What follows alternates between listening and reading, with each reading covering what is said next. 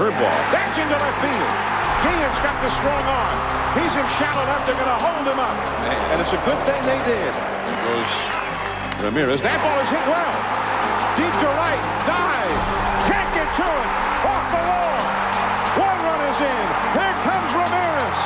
And the throw goes right to the middle of the infield. And Boston has gone ahead on the first hit of the series by David Ortiz. With the score now 5-4, Scott Williamson delivered a perfect ninth as the Red Sox evened the series with another thrilling win. Once again, the Sox had cowboyed up. The Red Sox have risen from the dead. We had one team in one clubhouse who was kind of dreading a trip back across the country, and the people in our clubhouse were looking forward to it. So here we go.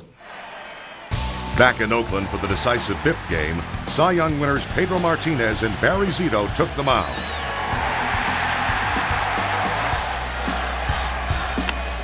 The pitchers duo lived up to its billing in the early innings until the A's struck first in the fourth. Line into right center field, a base hit. That ball will go to the wall. Rounding third. And scoring is Hatterberg on to third. Guillen. The Red Sox responded as they had all season with a thunderous sixth. We do have a tie game.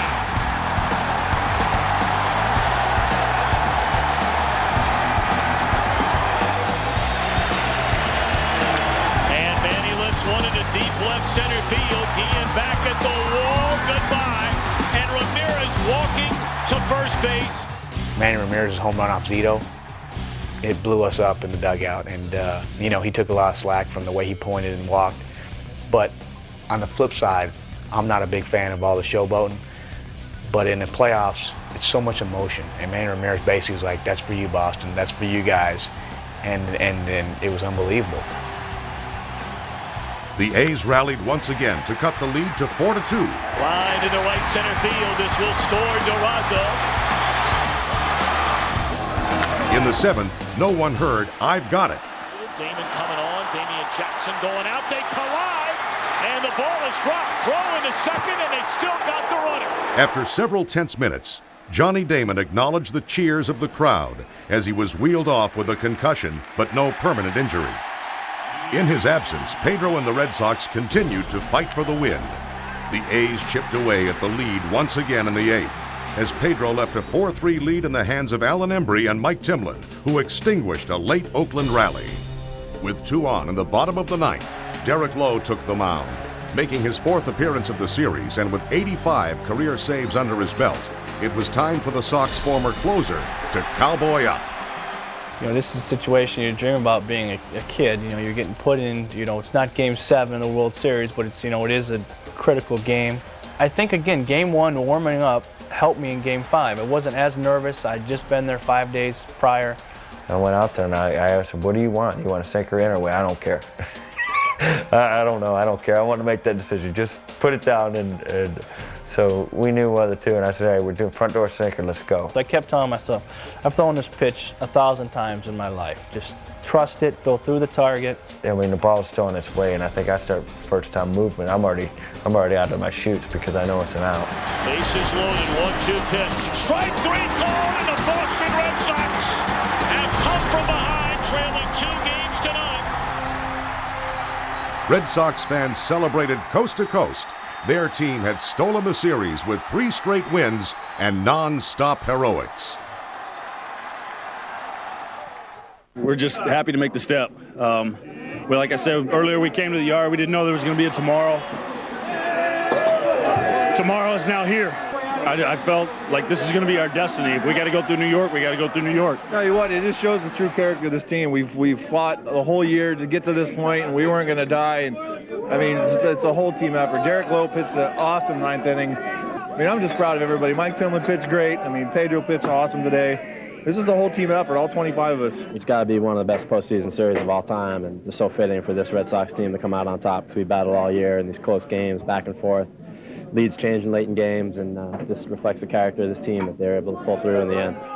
It was now Red Sox versus Yankees for the pennant and a first-class ticket to the World Series. The biggest rivalry in baseball played out again on baseball's biggest stage and all was right with the world. With team toughness as their calling card and a powerful sense of unity, this band of Red Sox brothers took their wild ride to New York for a final dance with destiny. Tim Wakefield took the mound in Game 1 at Yankee Stadium, opposite Mike Mussina for the Pinstripes. After all the twists and turns of the Oakland series, this game was welcomed in its simplicity, tough pitching, and some timely long balls. With his knuckleball dancing from the opening pitch, Wakefield silenced the Yankee bats while the Sox made some big noise of their own. And Ortiz pounds a home run into right. The Red Sox lead 2-0, upper tank. Off the bat of Ortiz, who gets his first ever hit against Mussina. Todd Walker continued his own wild postseason ride with a fifth-inning bomb in the Bronx that bounced off the right field foul pole. Or did it? I don't know what kept me in the baseline, though, because I saw the right field umpire call it foul. And instead of just usually I would turn around pretty disappointed and go back to home, but I sat there in the base path. I started thinking for a second, and I was like, that really did look fair. And then when McClelland, the home plate umpire, caught it fair, I thought that was very honorable of him because they don't usually do that, especially in Yankee Stadium. Manny wrapped up the scoring with his second round tripper in 2 days, highlighting a 4-for-5, 3 RBI night, and effectively silencing the New York crowd, leaving Mike Timlin and Scott Williamson to shut the door on their Game 1 victory. The Sox took an early lead in Game 2 on a Damian Jackson single, but this game belonged to Andy Pettitte, escaping trouble in the first 2 innings, then holding on strong as the Bombers lineup chipped away 6 runs and the win. The Yankees have won Game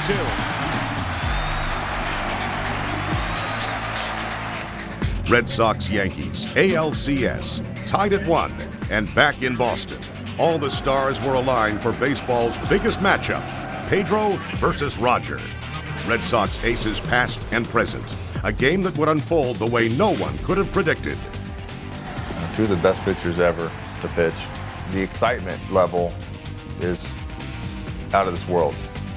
Before the game even starts, I mean, you could feel the electricity in the stadium that day. Johnny Damon marked his emotional return to the lineup by lighting the fuse of a first-inning rally. Left field, well hit, Mansui back, off the monster. Line drive into left center field. The Red Sox lead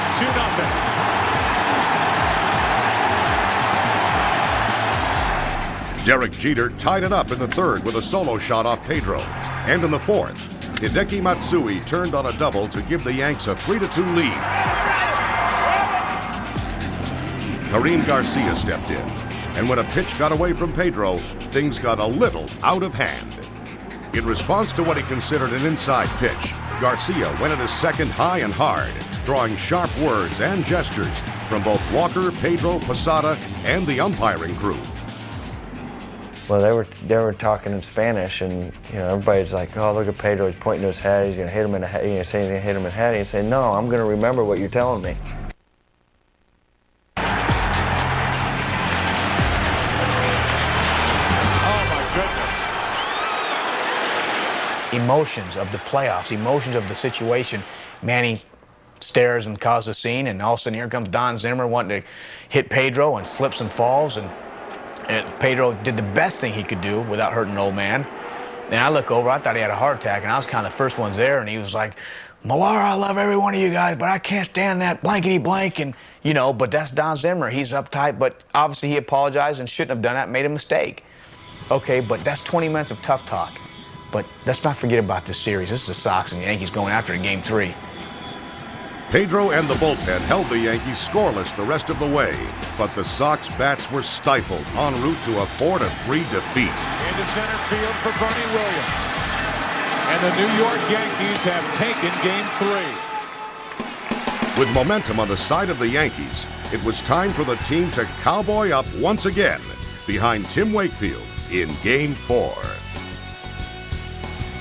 Todd Walker opened the scoring with his team record 5th home run of the postseason. The Boston Red Sox take the lead. I just was more focused than I've ever been in my life, and And then you couple that with the energy and excitement and everything else, the nerves and everything else that factor into playing in the postseason. And I think that's what made the difference for me. Trot Nixon put the Sox back on top with a blast to center. Back is Williams, and the Red Sox are back on top. Jason Varitek beat out a double play ball and knocked in a huge insurance run in the 7th. Safe, and a run scores.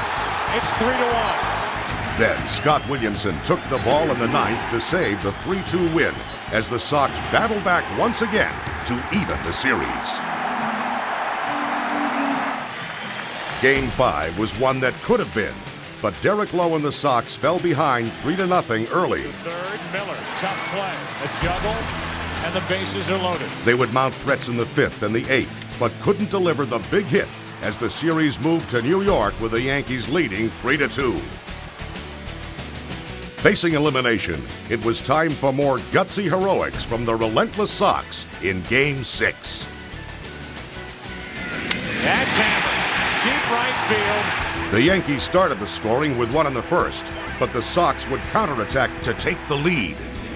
That's hammered into left field. Back at the wall to tie this thing. Home run, Varitek into the upper deck. Floats one into left center field. The Red Sox will take the lead. 2 runs come home, and it's 3-1 Boston. The Yankees answered with 4 of their own in the bottom of the frame, then added another run in the 5th, blows that would have decked most teams. Ramirez back at the wall, a home run.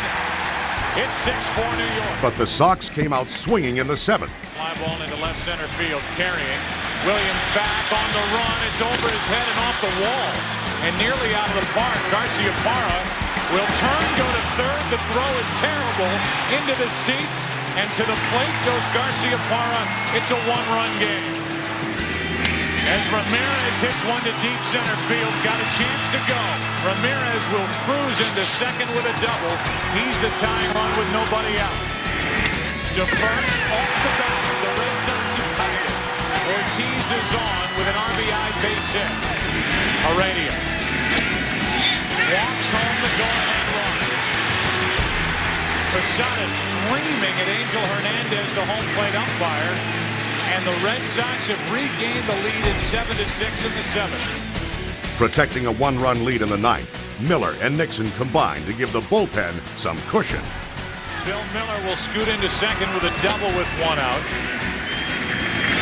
Nixon hammers one to deep right. If it's fair, it's gone.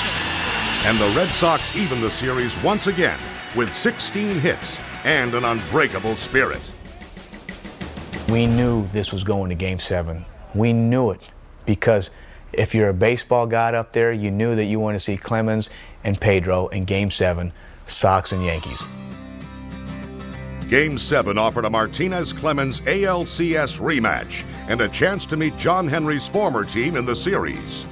A season, a curse, and a World Series berth would hang in the balance. Nixon into right center field. Did he get enough? Yes, he did. The Red Sox jumped out to a 4-0 lead on Clemens behind the tough but battle-weary Pedro Martinez. Fastball to get Soriano, 2 out. Press, Millar hits one to left field. That ball back into the corner, up and out. Chasing Clemens from what Sox fans hoped would be his last game, Messina took the hill and erased his inherited threat. That was a big turning point. If you saw Jeter run off that field, a lot of people thought he was rah-rah and they're down 4-1, but you kind of felt the momentum going on their side. Ouch, we needed one more run. As soon as I hit that home run in the 4th, it was like, we got this game. Trot, walks, Billy's first and third, and all of a sudden they make a change, and it was kind of like they slammed the door in our face for a second. As for Pedro, he was only touched by Giambi, but twice, with 2 solo shots that cut the Sox lead 4-2. A 2-run lead is usually enough for Pedro. Even as his postseason pitch count rose, so did his Game 7 velocity. And when he shut the door on the 7th with a flourish, Red Sox Nation sensed a celebration. Yankee veteran David Wells came out for the 8th in this pitch-or-go-home relief situation. He tried to fool David Ortiz with a curveball, but this Sox slugger had the series in sight, and there was no more fooling around. Ortiz gets into one to right. This one is at the wall and gone. Now